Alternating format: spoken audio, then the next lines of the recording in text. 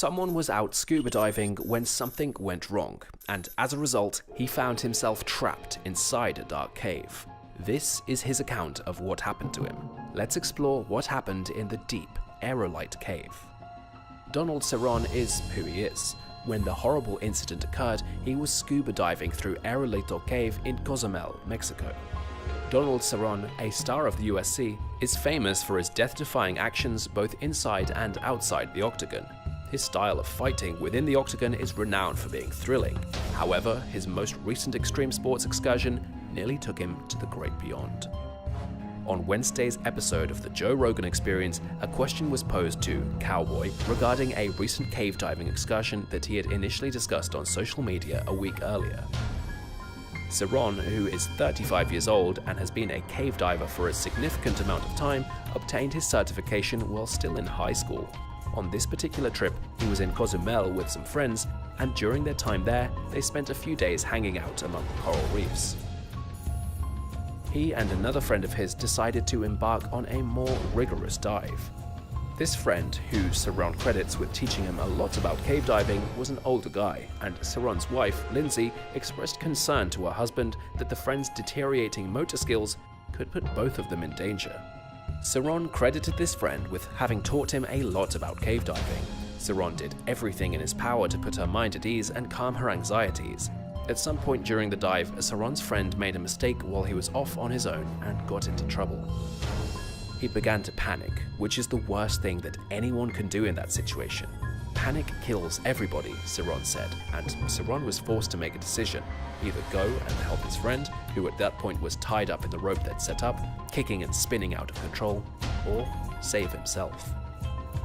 Cerrone chose to go and help his friend, who at that point was tied up in the line they'd made, kicking and spinning out of control. Cerrone noted that it is an unwritten rule among divers that self-preservation is a priority, owing to how simple it is for a situation to develop, but he disobeyed that rule and rushed in to save his friend, putting them both in danger, precisely as Lindsay had anticipated might happen. As a result of all the thrashing and kicking, silt began to accumulate in the water, rendering it impossible for Cerrone to even determine the whereabouts of his comrade. The man's light was out, and Cerrone had no way of knowing whether or not he was breathing, whether or not he still had his regulator, or what his current state was. At some point, Cerrone could not locate him at all, and as a result, he found himself standing all by himself in the muck. As soon as he set foot in the muck, he could not retrieve any of his belongings. He began to freak out. He smacked his head against the ceiling, closed his eyes, and repeated over and over again, "God damn it, calm down, calm down, calm down, breathe." "There is so much darkness that he can't even see his own hands," said the witness. Cerrone eventually made out the lights from his two watches, but he still needed to figure out which way he was facing or where he was located within the cavern. Upon entering, he had taken a reading from the compass, so he was at least aware of the direction he had come from. Nevertheless, this knowledge was of limited use to him due to the non-linear nature of the structure that was found underwater. Cerrone could not do anything but hunt aimlessly for a path out of the maze while clinging to any sensation that could guide his advancement. Cerrone could remember how deep he was while estimating that he had around an hour's worth of air left. He could do this while alternating between states of calm and worry. His greatest fear, he claimed, was drowning. He adjusted the settings on his buoyancy control gadget to bring him up to the cave's roof so he could at least check along the surface for an exit. The most upsetting thing for him was thinking about how he would tell his loved ones that he would die.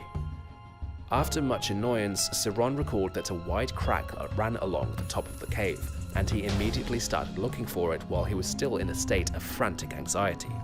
He located it and then pursued it until it came to light, but in one more horrible twist, he was forced to continue along the path he had taken initially. However, he gave up on escaping through that hole and instead continued to follow the crack until he finally discovered a way out of the cave. Cerrone's friend had also made it out, and the two of them came to the grim conclusion that this would be the last time they dove together. Even though Cerrone told Rogan that he still hoped to cave dive in the future, the two of them were saddened that this would be the final time they dove together.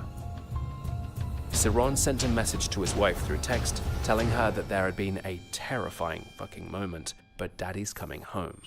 According to Cerrone, the event messed with his head, and he still has hallucinations about being lost in a dark cloud of silt. Specifically, he is afraid of being buried alive. This was a terrible, drawn-out experience where he was continuously aware of how his time was ticking away, which contrasts with other occasions in his life when he has come dangerously close to passing away. The concept of passing away was inescapable on a conscious level, but the cowboy inside of him was as full of life as he had always been. As we've seen, cave diving can be an extremely dangerous and unpredictable activity. Aerolito Cave incident is just one example of the risks involved in exploring the unknown depths of the Earth. But for those who are brave and well-trained, the rewards of discovering new and hidden wonders can be truly incredible. So if you're thinking of taking the plunge into cave diving, make sure to do your research, follow safety guidelines, and always have a trusted team by your side. Because in the end, it's not just about the thrill of the adventure, it's about coming back safely to tell the tale.